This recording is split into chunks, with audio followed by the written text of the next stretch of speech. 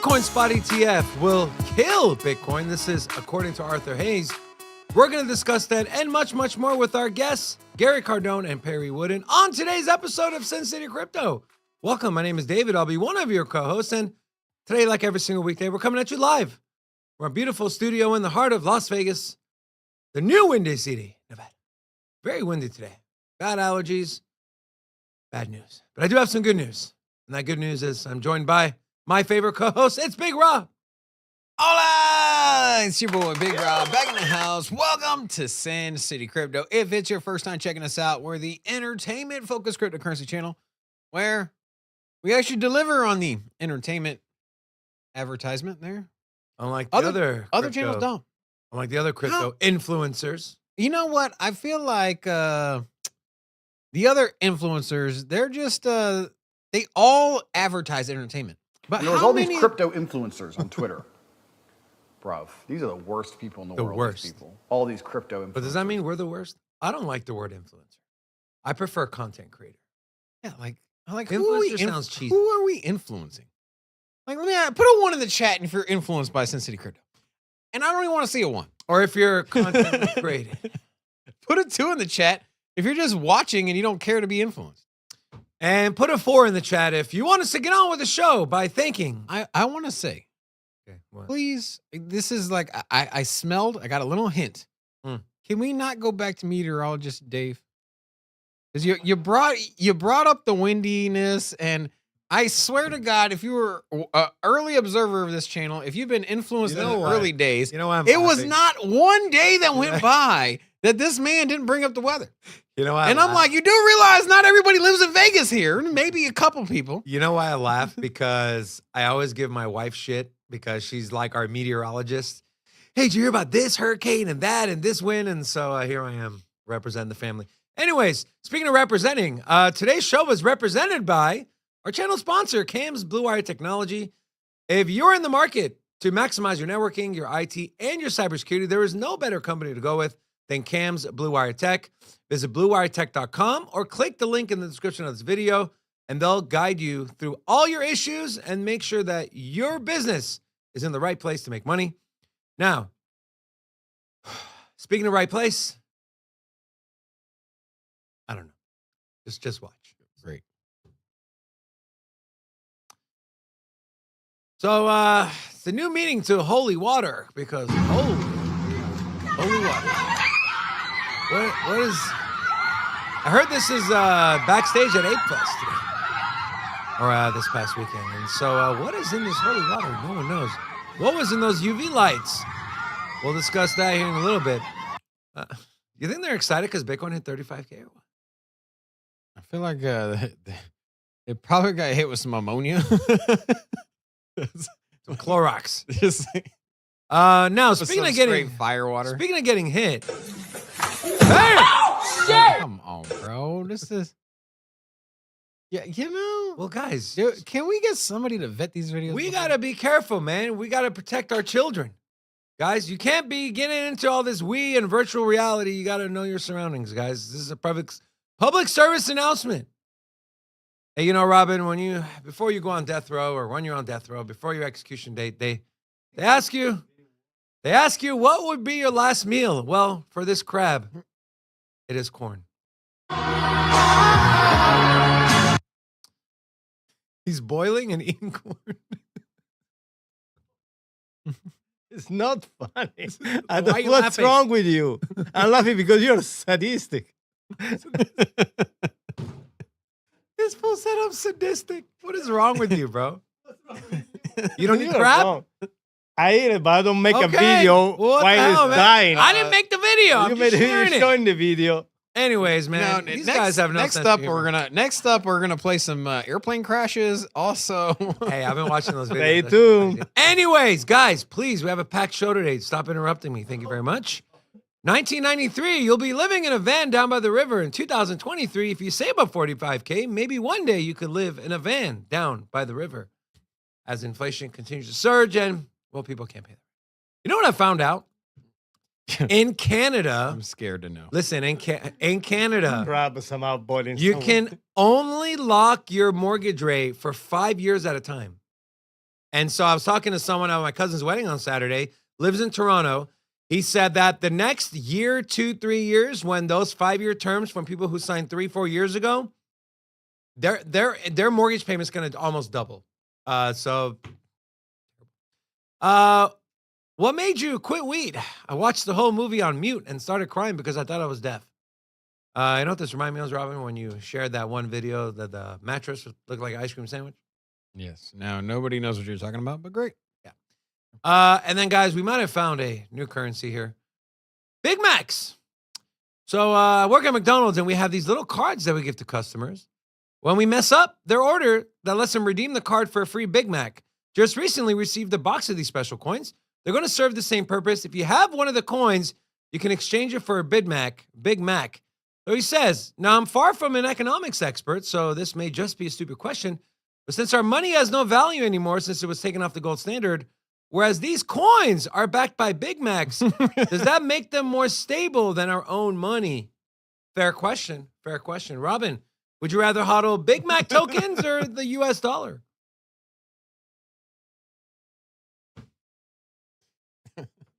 Anyways, I did mention Big Mac token. Big Mac token. Yes, please. Thank you. Can we check Dex Tools, see if there's someone launched it? They probably did. Anyways, guys, we have a packed show today. We got Gary Cardone joining us. We have Perry Woodin as the CEO, founder of Node 40. We're going to discuss some ETF stuff. We're going to discuss big news in South Korea. Are they manipulating their capital markets? Go ahead. Rocco, I know what it is. I brought David a coffee. Didn't know he already had coffee this morning. No. So he's double coffeeed up. Don't do it again. And I got him the big coffee, No, look at that. Yeah. That thing's the worst thing you ever done in a long, A lot of sugar. time. A lot of sugar in that one. Yeah. Anyways, so Ape Fest this weekend. Guys, woke up in the middle of the night, and this is not funny because obviously it's serious, right? But woke up in the middle of the night after Ape Fest with so much pain in my eyes that I had to go to the hospital. After I've seen several tweets about it. Doctors told me it was due to the UV from stage lights. I go to festivals often, but never experienced this. Try to understand how it could happen, that almost 1,000 people were made blind. So, Ape Fest happened, right, for the Bored Ape Yacht Club holders. We do have some video we're going to show you. But apparently, something was wrong with the stage lights. Instead of just regular stage lights, there were UV lights. Disinfecting lights. So, unlike drinking bleach, you were disinfecting your eyesight because of what you saw there. Well, we do have some video footage. So this is the UV light they're kind of talking about here. And, well, some are saying it's as bad as like staring directly into the sun. Then we have this video as well.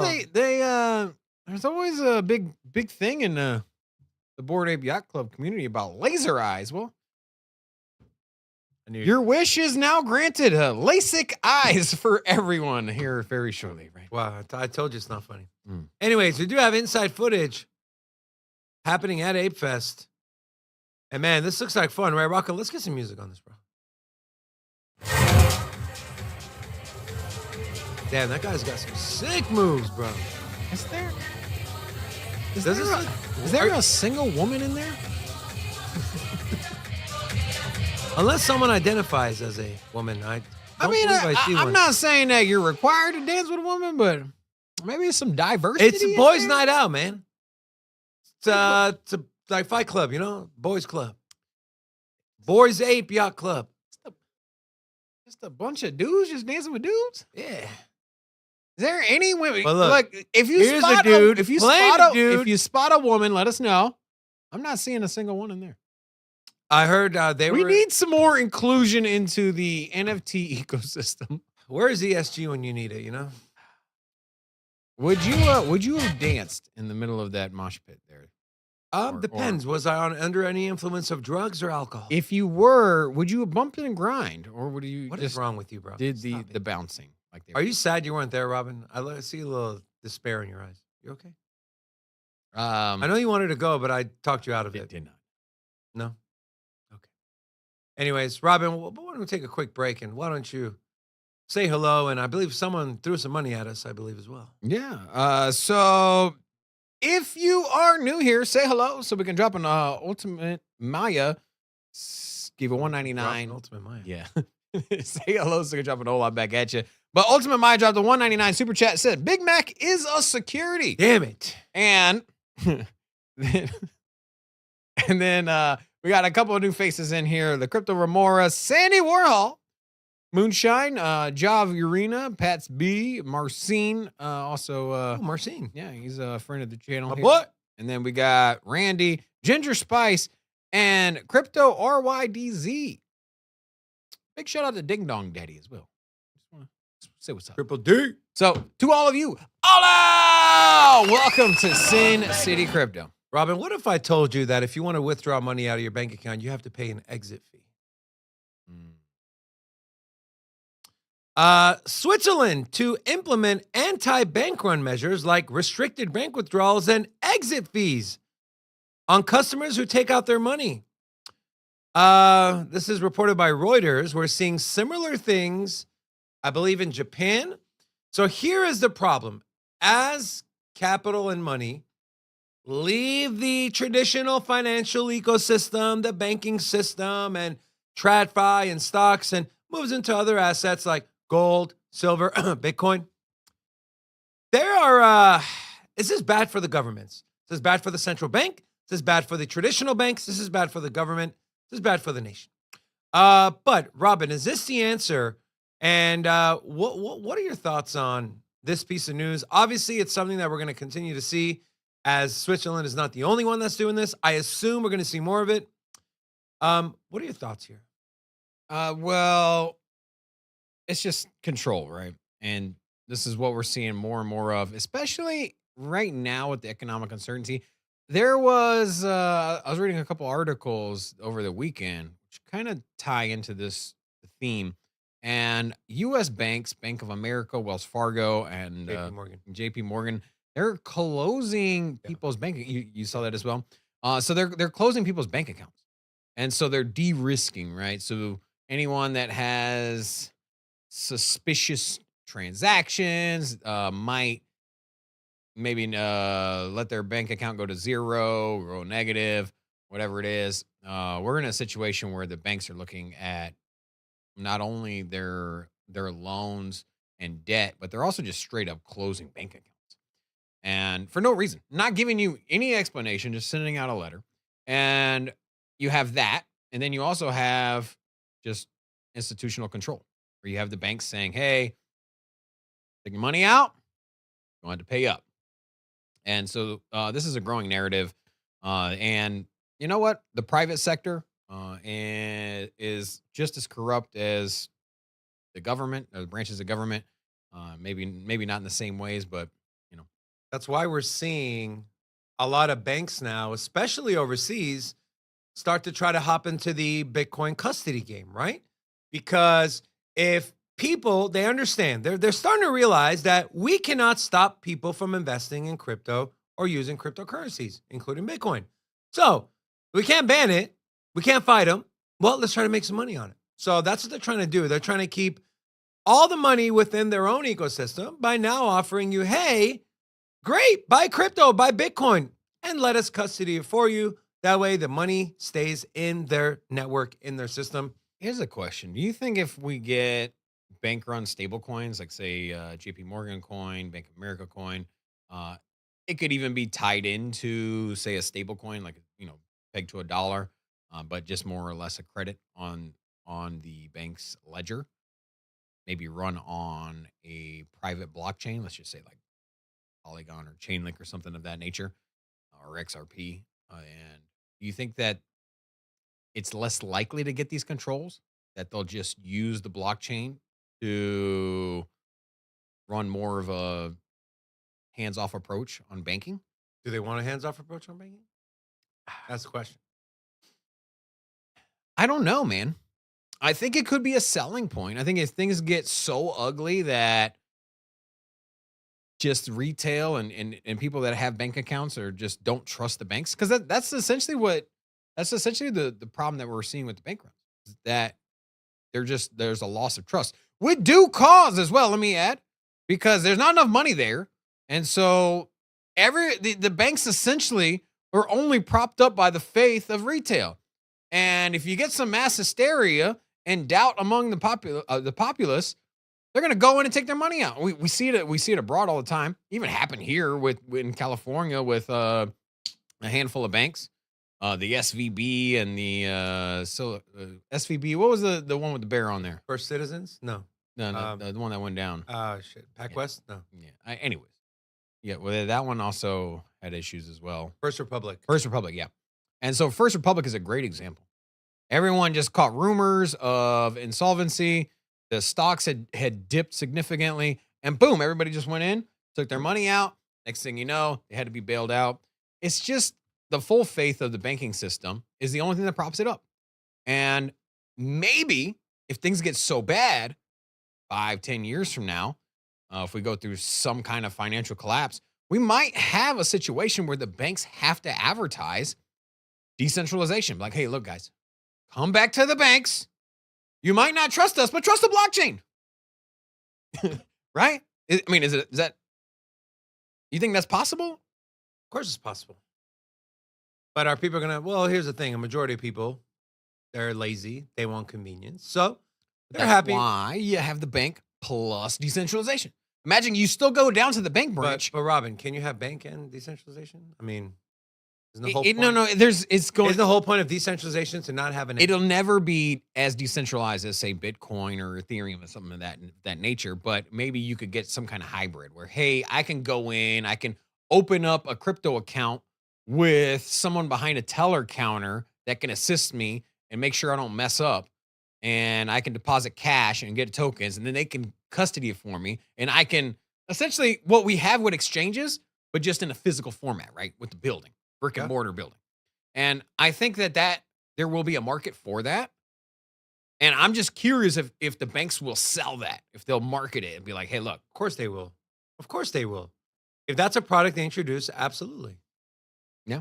It's very practical. Now, we might hear that and we're like, well, that's dumb. But guys, not everyone is like us. Yeah. Not everyone spends an hour a day, 5 days a week, and even more watching, learning about crypto, Bitcoin, blockchain. Most people are like, yeah, I want exposure, but I don't have time. Can I just talk to someone? Can you do it for me? Yeah. Why do you think financial advice? We do that all the time. Now, here's the thing. Like for us, yeah, we'll do our own crypto. But here's the thing. I know how to change my own oil, but I'm not going to do it my damn self. Now, you could be like, well, what happens if you take it to the shop and they don't put the oil nut back on, or they don't screw the cap on, or they don't change the filter, whatever it is. Next thing, the engine blows up. This would never happen if you'd done it yourself. Right? This is life. Like, at the end of the day, you can't do everything that you want to do in life 100% yourself, and you've been dependent on other people and other companies. And so if you don't have the time to learn and how to operate crypto, then you're going to have somebody else do it. In the same way that if I don't have time or the interest to jack up my car and change the oil, I'm going to have somebody else do it. It's life. And for certain people that don't have the time for crypto, hey, I just want to walk into a bank branch, let them do it, and please don't lose my money. Speaking of losing, the SEC continues to lose as they are having a hard time hiring crypto experts because of a rule that if you want to work for the SEC, you have to sell all your crypto. And everyone's saying nope. I thought that was kind of funny. Anyways, we have this,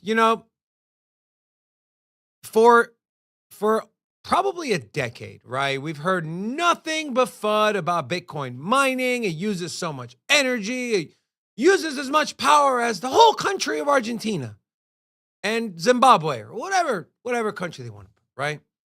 But no one ever talks about the good that Bitcoin mining does, the infrastructure that they spend money to build, the new ways they find to harness and produce energy.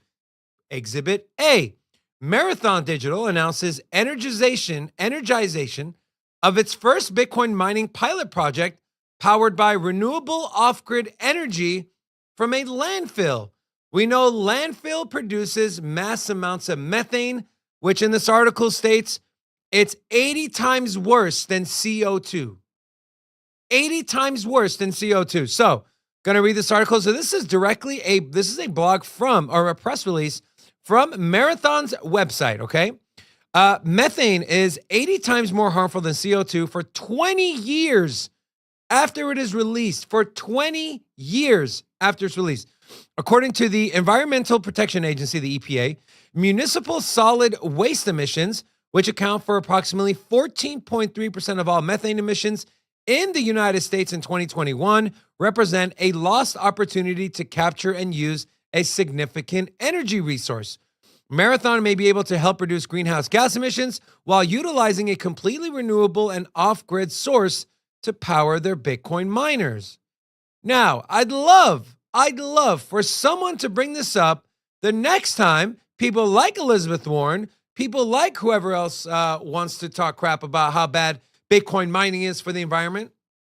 Show them this. Rob, what are your thoughts on this? Any thoughts? I mean, it's a pretty straightforward article, but Yeah, I think there's always creative and new innovative ways to mine Bitcoin.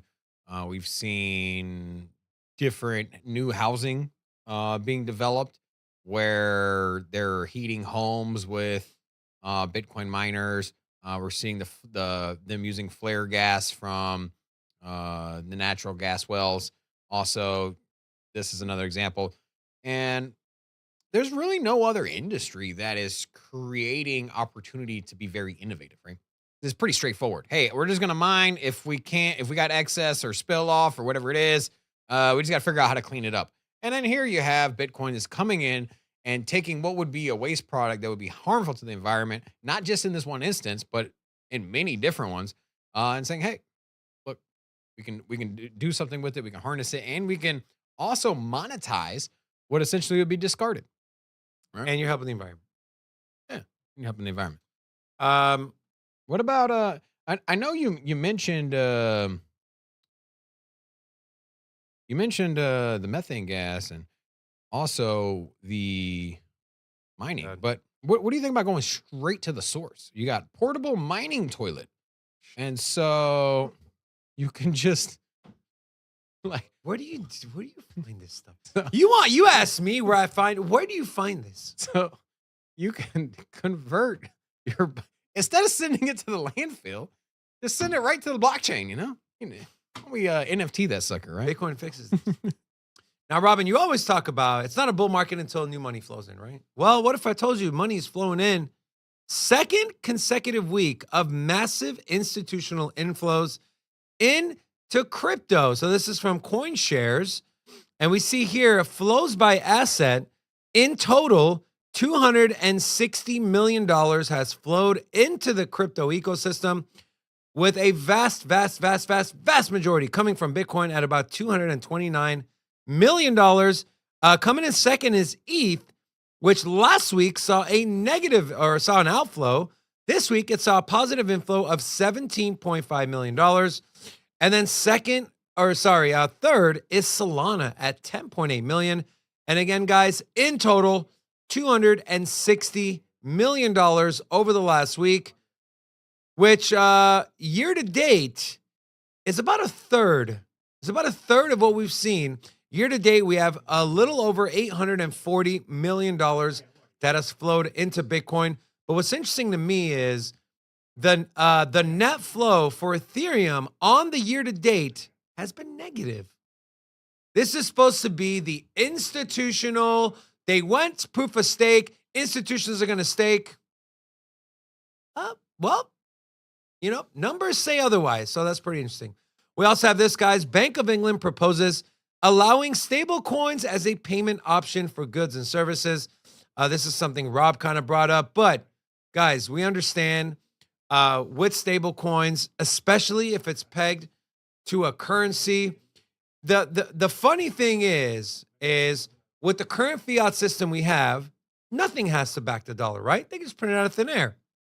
With stable coins, they're required. Every dollar has to be backed by debt, or not debt, but every dollar has to be backed by U.S. treasuries, gold, whatever the case may be, commercial debt.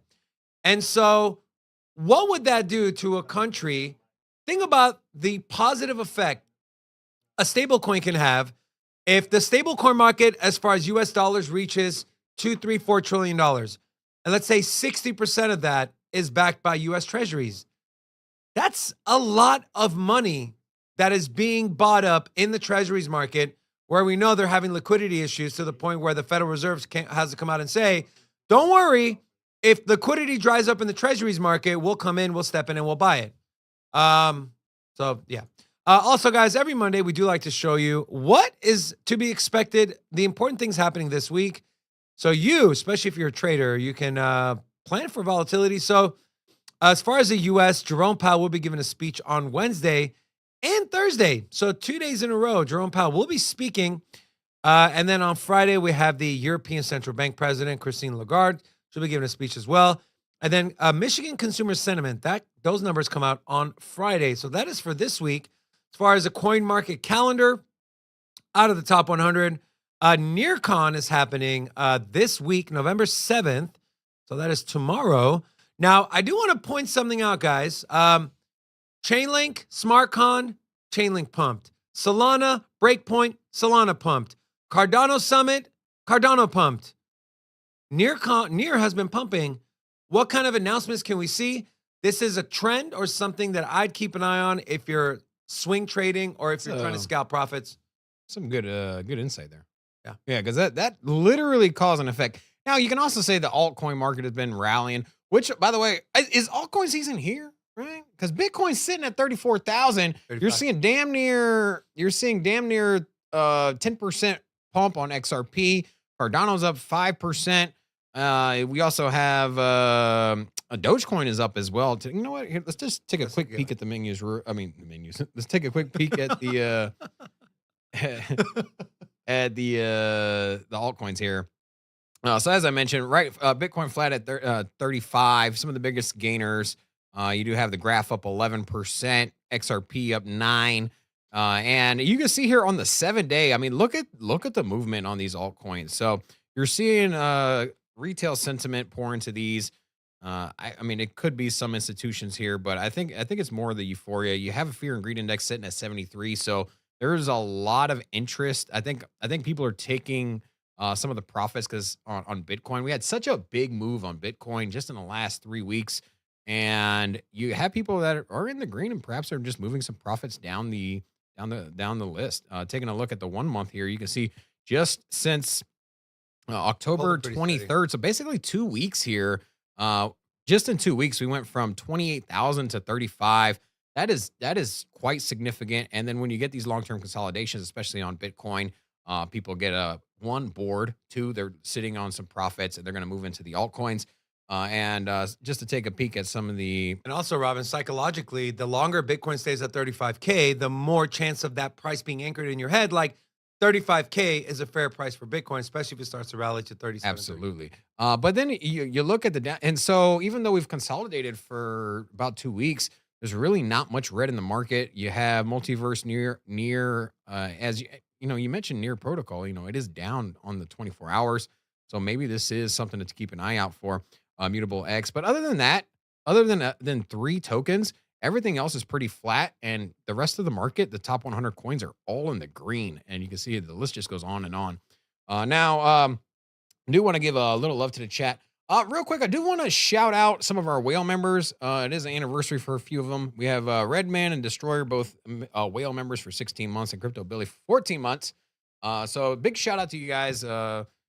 If you're interested in becoming a whale member, we have a membership down below. Also, you get your name in the credits, and we have a cool little animation for you as well. Now, if you're new here, say hello, so we can drop a hola back at you. We got a few new people: Peter E, Hogzilla, Dylan Fowler, Groms TV, The Fish, and Ibrahim Musa. And to all of you, hola! Welcome to Sin City Crypto. Awesome. Guys, we are ready to bring on our guests. So the first guest we're bringing on, he's been on our show 2-3 times before. We love having him on. The last time we had him on, it was with Seth. Mind Your Biz, such a great conversation. We're excited to have him back on. It's none other than the man himself, the chairman of Node 40, Gary Cardone. Gary, how are you, my friend? I am unmuted. You are.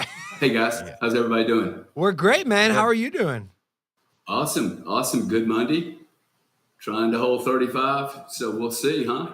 Gary, I've been seeing your face everywhere. I mean, on YouTube, on Twitter. You just recently sat down with PBD. You're everywhere, man. I'm loving it. We know you're a big Bitcoin bull. You're an advocate for our space. And so we kind of love elevating voices like yours.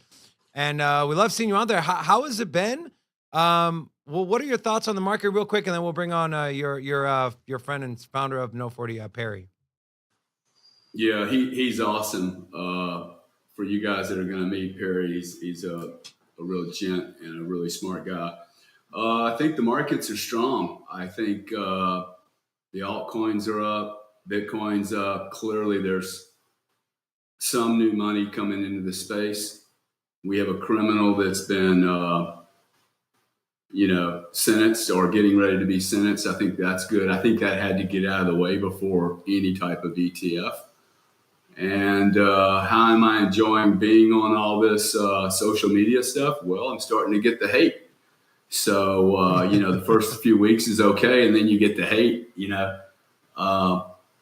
but that will only instigate more interest from me because, it just seems like there's a lot of polarization right now on the planet. It's not just Bitcoin against altcoin. It's this group against this group. And my role is going to be to bridge this. These are just misunderstandings by people. And everyone wants their team to, really do well. And that's awesome. But like, we are the team, guys. We all live on this planet and we're all going to fix a system that's been, eroding by the decade. So I'm excited. I think it's an awesome opportunity. And we're excited as well. I always look at the haters and people that hate. You never hate down, right? You never hate or throw shade at somebody that is, in a lower beneath you. Yeah. You see as beneath you. Yeah. And obviously people always hate up. So, I always say to the crypto community, because everyone always throws shade at people that have Bitcoin. You talk about crypto. And I was like, hey, well, might be a little jealous. All right. It's okay. Yeah. We do have another guest joining us. He is the founder and CEO of Node 40. First time on the show, it is Perry Woodin. Perry, how you doing, Perry? Good. Thanks for having me on, guys. Of course. Thank you so much for joining us. I'm David. The gentleman we spoke to backstage was Rocco, and then it's our co-host, Robin. And that is there Gary Cardone. I'm not sure if you know him, but Hey, Perry. Good to meet you, Perry. Yeah, I've heard of him. Hey, I've Gary. heard of him. Perry, since this is your first time on the show, can you tell our audience a little bit about yourself, your kind of journey? We know you're a big Bitcoin advocate from what I hear. Maybe tell us a little bit about your journey into crypto and Bitcoin. Yeah, I got into Bitcoin because one of my colleagues was in it back in 2012. He was mining it, and he was showing me the mining rig he set up. And I think like a lot of folks who get into the space, you're like, yeah, Bitcoin's too expensive at $60 or whatever it was at the time. So I'm gonna start looking around at the alts. And so my experience, I was an engineer. I wanted to play around in the space. All these were open source, so I just started getting involved with some of the altcoins. And my founder and I started a staking business way back in March 2015.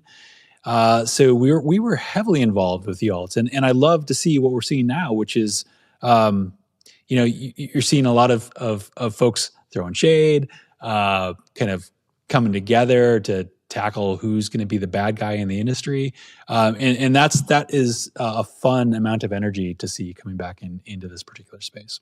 Yeah. Do you have any favorite altcoins you might want to share with us, or anyone that kind of you're looking at and saying, hey, they're solving a problem that exists. I'm excited to see how it's going to unfold. Yeah, not anymore. I've been really pulled into what is just going to stabilize. So it's really mostly a Bitcoin play, but I'm fascinated by some of the DeFi contracts that are out there and what they allow you to do. I still have a real soft spot in my heart for the original Dash, which was Xcoin and Darkcoin, and I still love the problem they're trying to solve, but I'm really most of my assets are in Bitcoin at this point. Yeah, same here. We do a portfolio review every Tuesday, and my thing always is, the Bitcoin should be a vast majority of your holding because it's the most decentralized and it stands for really what we all came into the space for. I do want to just jump right in. So Arthur Hayes, one of the champions of crypto, he does say some crazy things from time to time, and I'm so happy this article came out with you gentlemen on the show. So this is the one and only thing that could kill Bitcoin. This is according to Arthur Hayes. He warns that institutional custody may turn Bitcoin from a financial freedom tool to an institutional asset, contradicting its decentralized ethos. Institutional interests, like a potential spot ETF, could lead to hoarding, making Bitcoin a stagnant asset rather than a circulating currency. And then one more thing I've highlighted down here. In Arthur Hayes' view, the state's agenda to keep citizens within the fiat banking system for taxation purposes could find a new ally in these institutional entities. So, Gary, I want to ask you first. Satoshi's grand vision was peer-to-peer, right? We can all agree that's not really what Bitcoin is for. The hash rate has grown immensely. People see it as more of a hedge against inflation, a hedge against government. What do you think about what Arthur Hayes is saying here? You have some people who are saying spot ETF is going to be great. You have others like Arthur Hayes saying, what the hell, this isn't Bitcoin. We're handing it over to the institutions like BlackRock. Gary, what do you say? Well, first off, I think Satoshi never mentioned when peer-to-peer would occur. He didn't say peer-to-peer was going to occur tomorrow morning. He said he was building a construct so that you and I could go back to the caveman days when that was the only way we could communicate, which was using currency between each other. I would build a case that we now have technology, and as the world is getting smaller and smaller through that technology network, there will be peer-to-peer. In fact, I just sent some money to Perry via wire. Okay, that'll get to him tomorrow. But when I invested for my 40% in Node 40 2 years ago, we did the transaction on a Saturday afternoon, peer-to-peer, no intermediaries whatsoever. I pulled funds from 5 different institutions, 3 of which I had never heard of in my life before I started playing with them, Binance, FTX, and some others. And I transferred funds, about $3.5 million on a Saturday afternoon at 2:30 to Perry. I think he was at his home. And that transaction took me 12 minutes, and it took him less than a minute to convert them to stable coins. So peer-to-peer is working, okay? But I think the crypto community thinks peer-to-peer is consumer buying a Mars candy bar from a retailer, okay? Well, if we're going to qualify peer-to-peer and also contract the time window and go, well, gosh, it's been a whole 12 years and we don't have peer-to-peer adoption, 8 billion people, well, then it's a failure. But if we remember credit card industry, Visa and MasterCard, the most profound duopoly on the planet, took 52 years to get 7 credit cards in everybody's back pocket. Yep. So peer-to-peer is going to take some time. I think Perry agrees wholeheartedly with that. On the hoarding comment, that is quite ironic, since my greatest concern about Bitcoin is the amount of hoarding that's been going on for 8 years and the amount of shenanigans, market manipulation. I'll say it. Market manipulation has been going on in Bitcoin long before the institutions showed up. Yep. So, okay, it's okay for the whales to manipulate the market, but when JP Morgan shows up, the real boys with big balance sheets, that's not going to be okay. To me, it's a mass contradiction. Okay, if you want adoption, it's going to include every player, good and evil, on the planet. It's just the way adoption occurs. So I would prefer all the adoption, and you and I will be able to choose where we participate. And I think there's going to be some great companies that stand up and say, I'm going to offer full-on Bitcoin custody in a way that differentiates myself from other players. And they'll be the winners for a certain amount of business, and there'll be some other people that don't care what custody looks like or security. Yeah. So I think that's where we're headed. Gary, I think you hit the nail on the head for me, at least, is choosing where we decide to use and transact with Bitcoin. Do we want to do it in a centralized manner or decentralized manner? As long as we have that option, I'm all for centralized entities coming in and offering solutions, the practical solutions for people who don't necessarily want to custody their own crypto or want the convenience of having everything at their bank account. Now, Perry, I want to ask you kind of the same question. Can this ETF and institutions coming in, can that kill Bitcoin? Is there anything in your mind that can kill Bitcoin, the network, and what it stands for? I mean, short of the zombie apocalypse, no. I don't understand Arthur Hayes' concern really, because it's still peer to peer. The asset is still peer to peer. So if we've got spot Bitcoin ETFs, that's peer to peer. Now, access to that's like you said, we've got a centralized versus decentralized. The way that people want to get involved with it shouldn't matter to us, because the underlying asset, that's still the technology that we're all here for, that we're all really interested. So I think the adoption helps us because it legitimizes this new technology, and then we can start to see other use cases. Maybe people are going to start to adopt like a USDC because they feel that we've got more stabilization there and they can use it for day-to-day transactions. That'll just lead to increasing adoption. So as people get more comfortable with this stuff, I think it's just all the better for the industry. Yeah, to the people that want $1 million Bitcoin, that's not going to happen if we don't get mainstream in here. Now, Rob, what do you think about what Arthur said? And also, I want to throw another question at you. I was at a wedding. I was having a conversation from a gentleman from Canada, and he said, "Well, what if they ban Bitcoin? Or what if they don't let any money get on board?" I was like, "Well, you can use ATMs." Like, well, what if they ban ATMs and take them out? What do you say to someone like that? And what are your thoughts on what Arthur Hayes said, Rob? They don't ban anything that charges 20%, dude. Yes. Yeah. What Arthur Hayes said, there's something to it. Obviously, I don't think that it's going to kill Bitcoin, but you're going to get a pendulum swings on who essentially has the most market share of Bitcoin, and we're gonna see a large influx of institutional adoption and money, and you have corporations putting money into the ETFs to get exposure to Bitcoin without physically custodying it. And so maybe after the ETF does come out, sure, there's going to be a big surge on institutions, and they'll have more skin in the game. But it doesn't change the underlying premise of Bitcoin, how it works, operates, its decentralized manner. If anything, it's going to strengthen it. The more money that goes into the system, the more money that the miners, because obviously the price of Bitcoin is going to rally, and the more money that miners get, or the more incentive they have to mine Bitcoin, the more profitable they're going to be. The more ASICs they can buy, the more hash rate goes up, the more decentralized it becomes, the harder it is to compromise the network.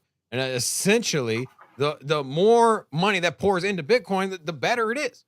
Now, does it even really matter what the percentage of institution versus retail of Bitcoin is? Who owns? Sure, there might be more manipulation. Sure. But at the same time, the pendulum's going to swing. And as institutions get in, there's going to be an opportunity for retail to come in, especially if the manipulation pushes the price to the downside at some point.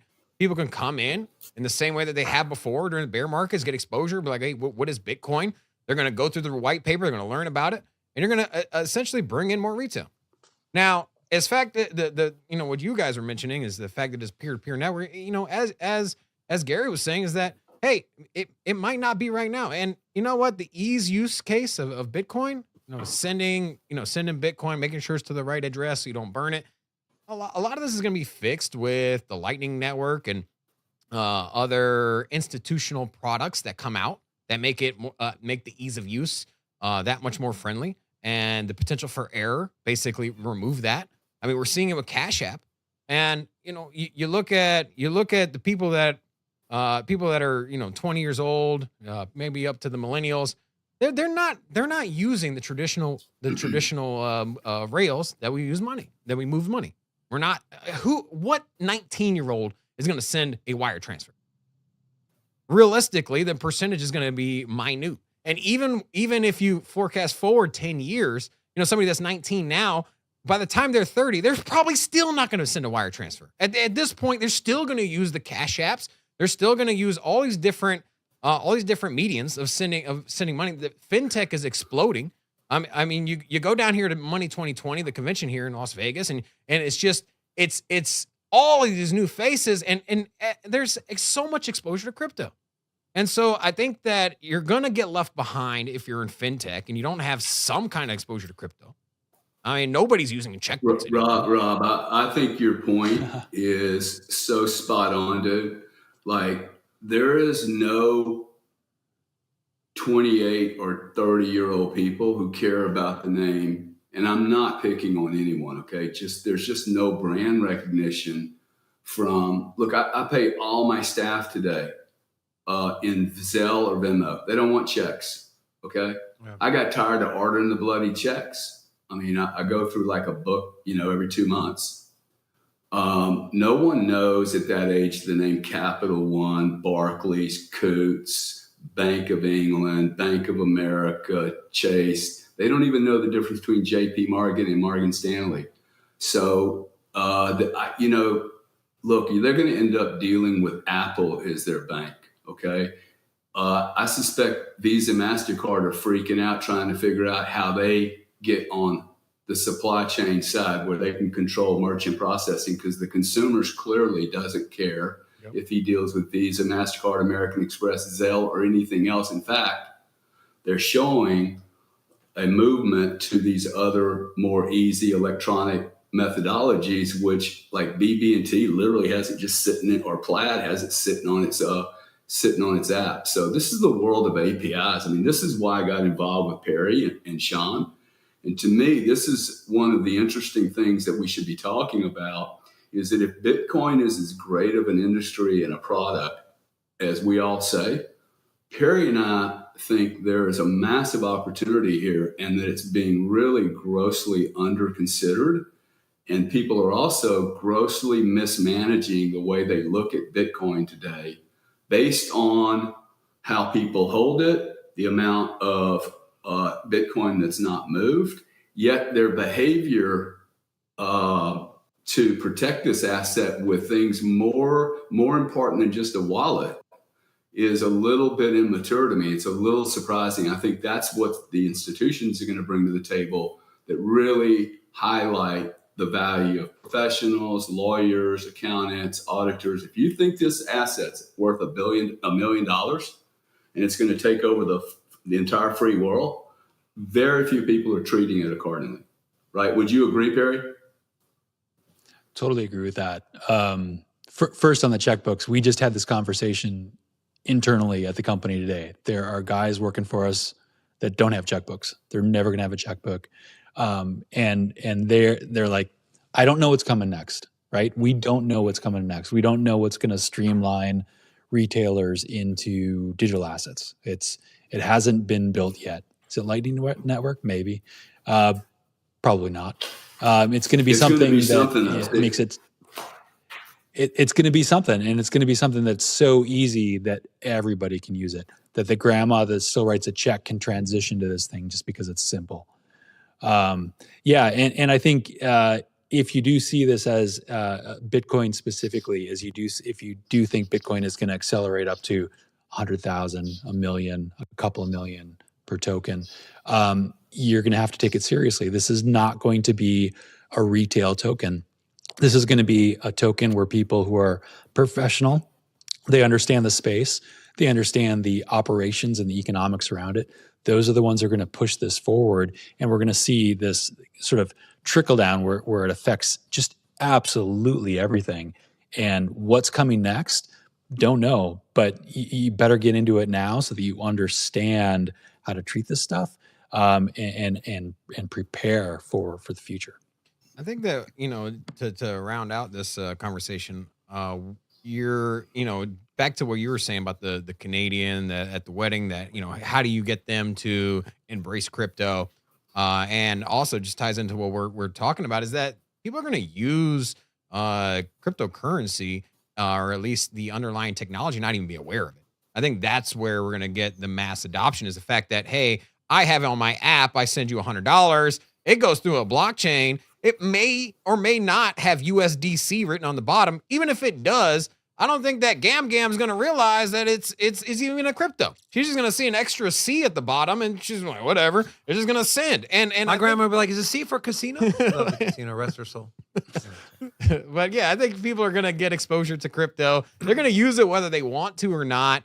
Perhaps maybe not this year or next year, but I think we can all agree that we're going to have some form of exposure in our day-to-day lives, probably 10 years from now, in cryptocurrency. It solves a lot of the issues between speed, throughput, and the cost of a transaction. As we mentioned, wire transfers, outdated. The FedNow system, well, that's not really now. It's running extremely slow. And then as far as the adoption, and yeah, I don't know. I think people are going to use crypto, not know it, and yeah, I think that's how we get more of the market adoption. And fintech's going to try to keep all that under the hood. And who really cares how the money moves, right? If you're not in crypto, do you really care how the process happened? Well, here's the thing. People are, if you ask someone, hey, when you send money, when you pay a bill, how does it work? No one's going to know. It goes to Swift and it takes 2 days to settle from this bank to that. No one's going to know. So why would they care now if it's moved on the blockchain, right? This is a new why they're going to care is because I was going to say the reason they care is because right now you try to use a credit card at the restaurant and they say, oh, it's an extra 3.5% that we're going to tack onto your bill. Yep. So why is that? Like, why are you charging me more to use my credit card? Yep. The you want me to use cash? Can I use crypto? Yep. Right. Gas at pumps, man, was it like an extra 5-10 cents for the gallon of gas? I went to Eggworks with my family after my son's soccer tournament last weekend, and they're like, cash or card with my card? Like, okay, it's an extra 3.5% charge. I was like, for using a debit card? They're like, yeah. And so to your point, Perry, it's something that gets passed on to the consumer anyways. And imagine if that 3.5% is gone, could we get lower goods? Could that help with something like inflation? Who knows? I know it sounds like a small amount of number, but at the volume. There are lawsuits. There are lawsuits being filed right now for the merchant actually offering a discount to take cash. This is really? This is a total anti-competitive environment. Okay, you have to ask yourself, why in God's green earth is 72% of all the plastic done in the United States done by two corporations that make 51 and 46% net operating margins? Exxon makes 10, to put that in frame of reference. Okay. That's 50. These are 40-year-old companies. Now, these companies are going to hate me for saying this, but when ExxonMobil, Shell, Royal Dutch Shell, Conoco sell crude oil at $82.37, not a penny over anyone else, how is it that two credit card companies that take no risk whatsoever have a total duopoly on the credit card market? And then they tell merchants, hey, look, don't offer discounts for cash or other less expensive methods of, selling your product. If I was a merchant, I would file a class action suit so fast. As a merchant, I should be able to accept any form of payment and offer any form of discount I choose without any approval from anyone else, right? That's a big block, okay? We should all be complaining about that I would prefer to get a discount using cash. Thank you very much, right? I don't want to pay the 3.5%. You don't either as a merchant. Raiders Stadium is cashless. a lot of stadiums are. Yeah, I was just going to bring that up. They're trying to get rid of cash because, and that goes back to the whole CBDC thing. A, it's all tracked. B, you got these companies, and I didn't realize the market share for Visa, MasterCard, you said combined was what, 72%? Dude, I tipped somebody cash. 40-year-old company. Okay. Imagine if that was Exxon, dude. There would be riots at Harvard right now. Yeah. Okay. At Rutgers. What school did you go to? That fancy school you went to, Perry? Yep. What fancy school did? How would you get Rutgers? Yeah, at Rutgers. Sure. Yeah, Yep. dude, they'd be freaking out, those little snowflakes, dude. They'd be posting people, killing people and burning people, oil companies. But like, you have a choice of what gasoline you buy. You do not have a choice of what credit cards you use. That's very true. If you even want credit, and imagine trying to buy a house without using the credit cards that establish the fucking debt. Before I met Monica, I had American Express. She started grabbing a bunch of credit cards and debit cards and putting like $300 on them. And I'm like, why are you doing that? She's like, I'm building up your credit. Well, I would not have known to do that. That's a game. That's ridiculous, right? Instead of me being, Gary has a perfect credit score, but can't have that credit score if I don't use all the credit cards. This is a really messed up system. It is. And, people always joke, Bitcoin fixes this, but I think actually Bitcoin and blockchain does actually fix this for once. I will say, sorry about Rutgers football team being in the same conference as the Buckeyes and Wolverines, man. Like, good Lord, man. He's a Raiders fan. He has really no.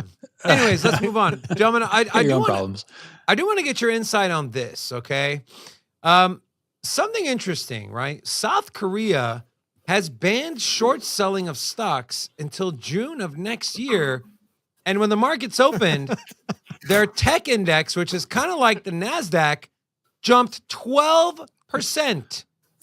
12%, the largest single day gain in history. Bro. Now, when they take the brakes off of that short sale, it's gonna red candle so hard down. They probably won't.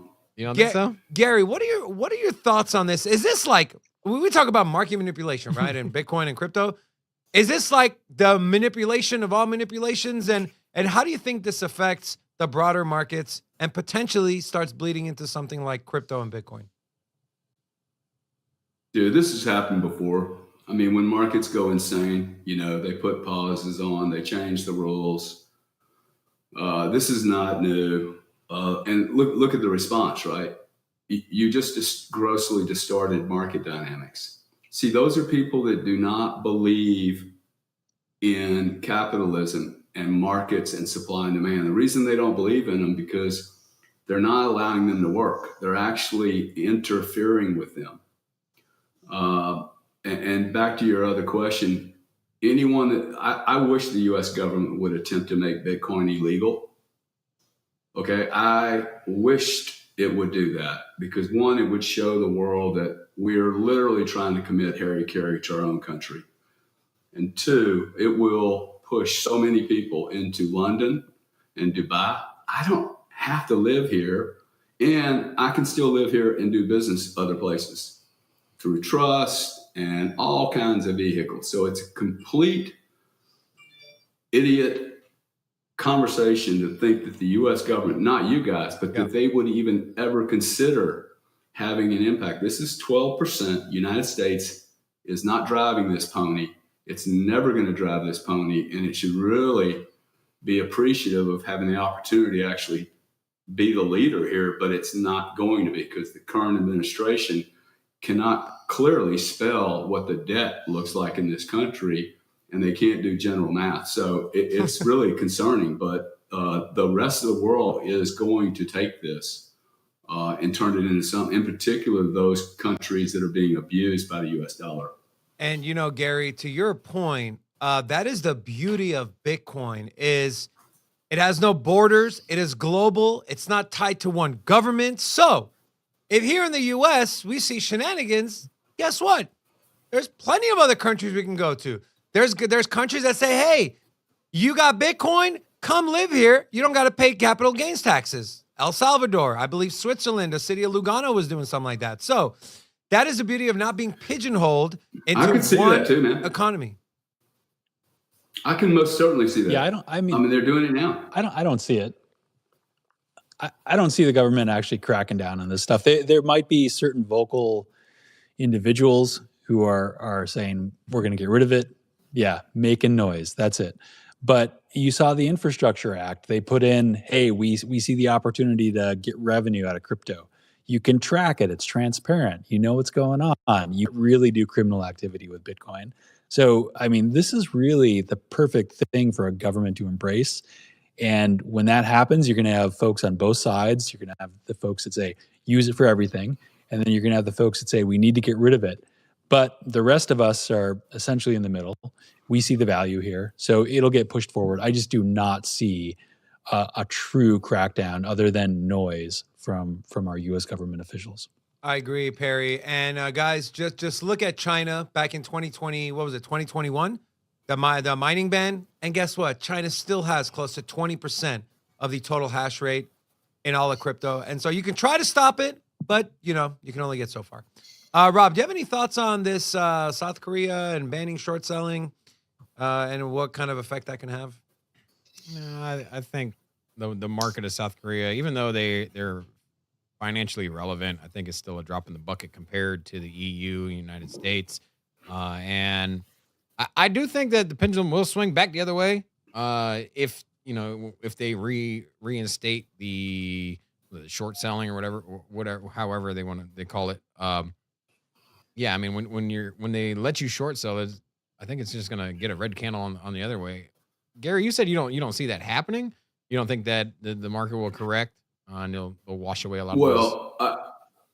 Well, I think that what you're seeing, China does this about every 3 years. They just stop people from short selling. And what they're trying to do is they have I have to be careful with my words because I tend to use words that other people would say are highly racial.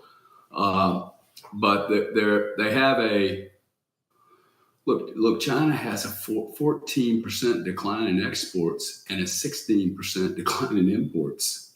Okay, like they are having. Why do they keep shutting down crude oil production? Saudi shut down 1 million barrels 60 days ago, and Russia followed with 700,000 barrels. There's another 1 million barrels getting ready to be taken off the market, not by OPEC. Why?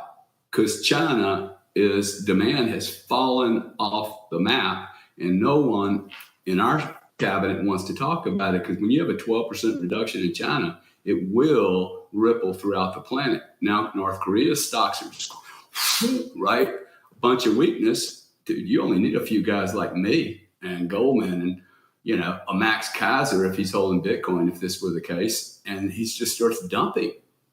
Right, you start flooding the market when you see the pain in the market, and they could not stop it. So that's why they did. Their economy is in disarray. We'll get there shortly. I think Europe does it next, because Europe is in the middle of a freaking war. They're broke, and they have 20 million people trying to come into their country that are girls, kids, pregnant women, and children. 22 million people from the Ukraine.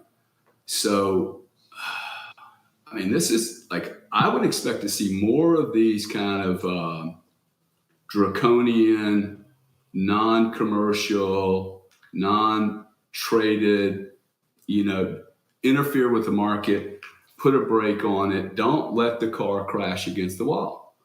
And clearly they go, at least Korea's trying to put a stop on it. Our regulators watched 6 or 7 large companies steal billions of dollars from people, and it was pretty obvious what was happening, right? FTX, Celsius. I mean, when it's discovered money, they how just borrowed much it, political flow. Yeah. But the regulators didn't see it coming, right? And I don't know what they're focused on, but it clearly wasn't focused on crime.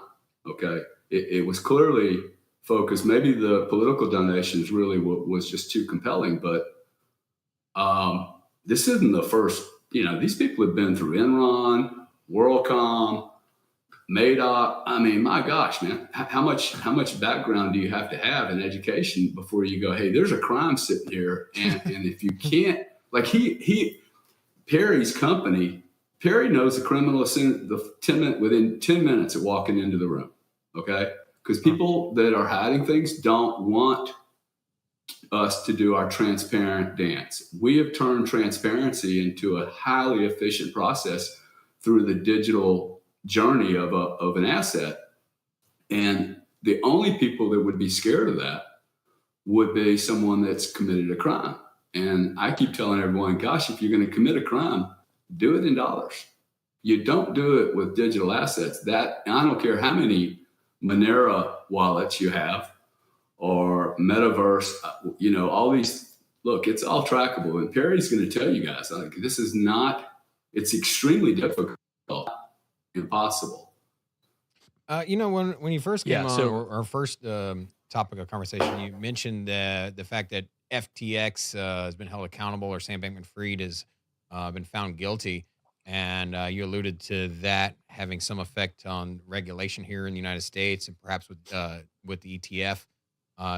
Do you want to expand on that at all? And I know we're kind of talking about the criminal side, but do you think that now this is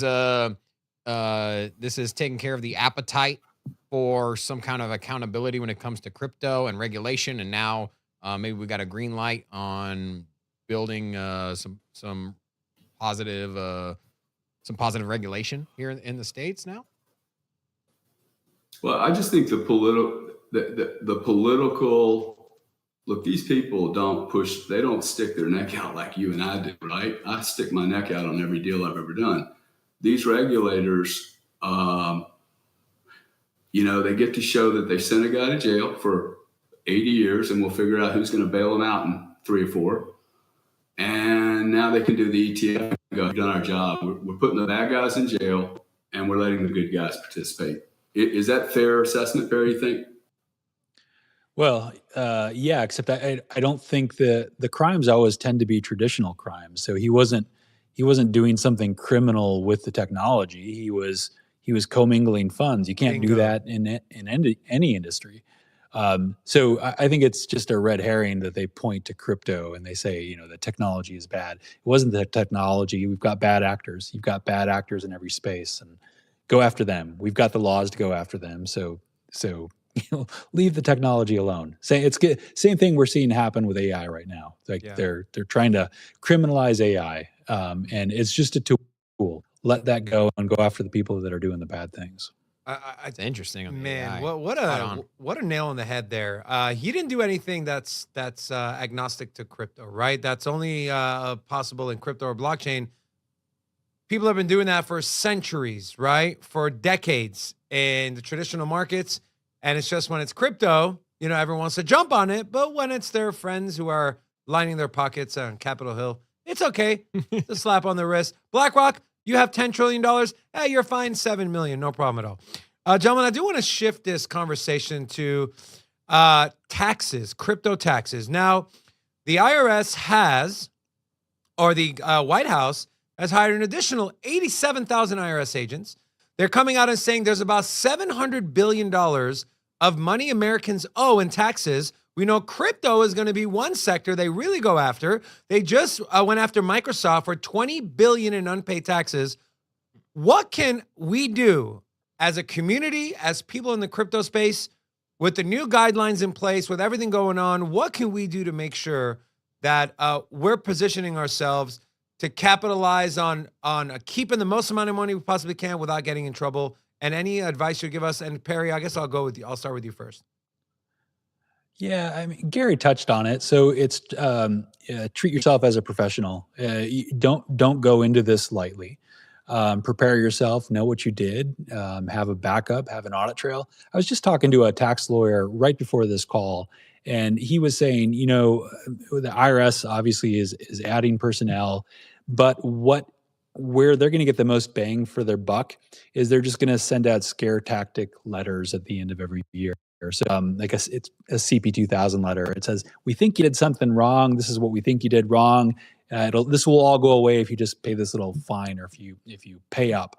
That's very different from an audit. So it's very easy to either comply with a CP 2000 letter or say, no, I have the records telling exactly what I did, and I paid my taxes the way I was supposed to. They'll generally back off right away from those types of things. The audits, I think that's expensive for the IRS. And when we do see audits, I suspect it's going to be some of the bigger players. So it's really going to have to be worthwhile for civil to start to go after these folks and spend the effort, time, and resources to get some sort of return on that. We have seen some of the audits from IRS, and they're relatively easy to defend against because while there are really smart, savvy folks who work at the IRS, some of the data that we see coming out of these audits is terrible. It's easy to defend against. So that's it. Just know what you did. Keep really good records. Find a platform that can do that for you. And Gary, what might a potential platform be that people can do? Perry, go ahead, buddy. Was that to Gary or for me?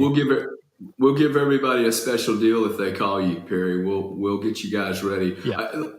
I think the missing piece here is the audits are coming. Okay, they are adding thousands of tax people. If you're playing in this industry, I think you have to consider, if you're in Puerto Rico, Cayman Islands, or any tax sanctioned area, you are being audited, period. Okay. So you guys are going to have to buy Node 40 because this is your job is to do the trading and investing, and Node 40 or any software's job is to actually make an accurate review of everything that went on during that tax year. Okay. And then we do it in a way that we educate your professionals, and those could be lawyers protecting you against the audit, responding to the audit request, going through the audit with the IRS. It will simply be up to you how organized you are and prepared for this battle. Now, what Perry and his partner did, and with my assistance over the last 2 or 3 years, is we built a solution that makes you bulletproof when you go into the audit with so much clarity that if you're not a criminal, you're going to want to smack this right down their face. And basically the message is, don't waste my lawyer's money. Don't waste my attorney's money. Don't waste my CPA's money, the forensics money, or my money or time. Here's all the data you're going to get. There are other targets out there that are using $150 software. Go focus on that. Okay. I turned a 9-hour deposition with 12 lawyers in the room into less than a 1-hour event. Okay. Now do the math. 12 lawyers, $800 each, 9 hours, or spend $15,000 a year with Node 40 to protect what I think is going to be $1 billion investment for me. Okay. If you have 10 Bitcoin and you think they're worth $1 million each, you need to treat your business like it's a $10 million business, not like it's a 10 Bitcoin business. Yeah. And that's what's happening. People are going, oh, it's only 350. It's only 350 grand. I don't want to spend 15 grand on the nuts of accounting and tax and forensics. I want to go buy the cheap one. That's like buying a cheap wallet, man. That's like giving your seed phrases out to Walgreens. I mean, you do all this work, okay? Study all this time. Think this is the manna of all manna fucking investments, and then you buy a $150 program from Legible. It's like Legible, at least charge appropriately for it. It's ridiculous. Gary, to be fair, Sam Bankman-Fried ran a multi-billion-dollar industry on QuickBooks. Okay, that's all I'm saying. Hey, there it is. There it is, man. You know what I really liked about Node 40 when we were kind of when your team came out to our studio and kind of shared some information is that you can link a wallet address and it tracks everything going in and out, even the transaction and gas fees, stuff that could be written off to bring down your tax liability. I thought, to me, that was something important, and especially if you're a volume trader, if you trade and you're making money. To me, like I said, one of my biggest fears is getting audited for my crypto taxes when it takes me 2 hours just to pull the info from Coinbase and then fill in the blanks, fill in the information that's not on there. If you have multiple of those accounts and Mexi and Kraken, imagine all the time, and then you got to take it to your CPA. They don't know what the hell they're doing. And so it's a headache, and we're just happy that there is a product that exists out there. And I do have the website here, guys, and I'll kind of put that in the chat here. It's node40.com, and I'll just paste it in there. But gentlemen, we wanted to thank you so much for joining us today. What a great conversation. I feel like these conversations are important to have in our space, especially heading into the new bull market with all the new people and the new retail investors that are going to be joining our space. And so we thank you for everything that you gentlemen do. And I guess I kind of leave it to you for a last word. Perry, I'll start with you first. Any parting words? Man, if you really want to power up for preparing for the IRS coming after you, I mean, our platform teamed up with somebody who knows what they're doing. Like, your flexibility there is going to be profound. Amazing. Gary, what about you? Any party? Yeah, look, I love Perry. I love the investment I've got with Perry. I don't see many deals like this where you can invest in really great people. If you guys want this industry to work, we're good guys. That doesn't count for much other than we're good guys. We're not an accounting firm. We're a technology firm. Okay. Most of the people you're dealing with right now are accounting firms. They have a particular way they make money. That's awesome. We're here to solve a really big problem and try to create a standard in this industry that makes it more fluid and liquid.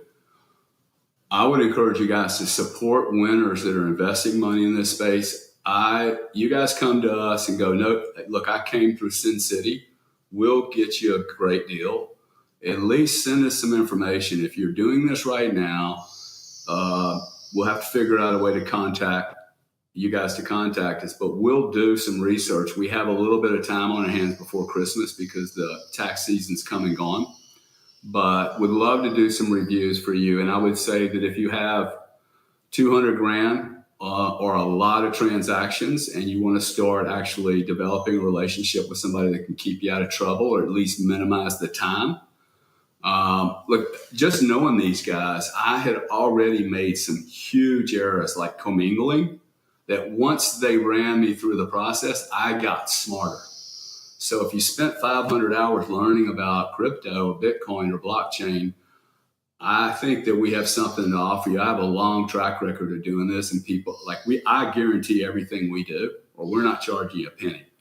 So would love to work with you guys. We're ready now. We've taken our time. We haven't pushed sales out yet. This market's getting ready to move. So you're probably going to see us on the back end of some of these really large companies. It'd probably be good for you to have a relationship with us on the front end too. Probably a good idea, to say the least. Rob, any it'd be beneficial for everyone. Yeah. I'm glad that we have our relationship as well. We've been hanging out together for a while.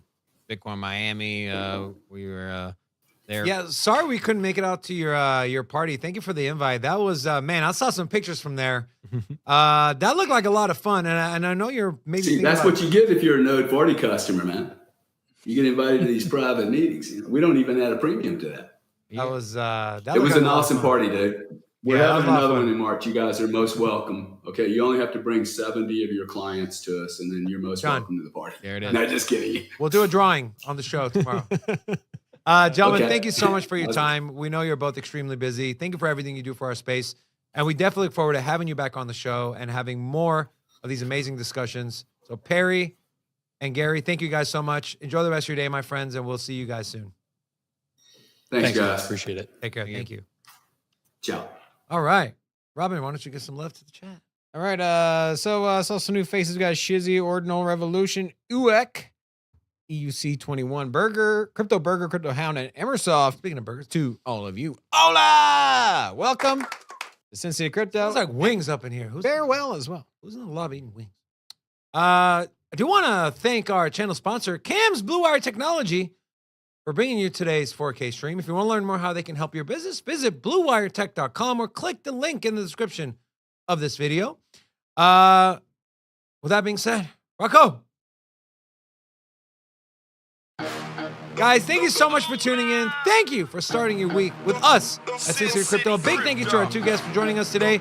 Come back tomorrow for an even amazinger show.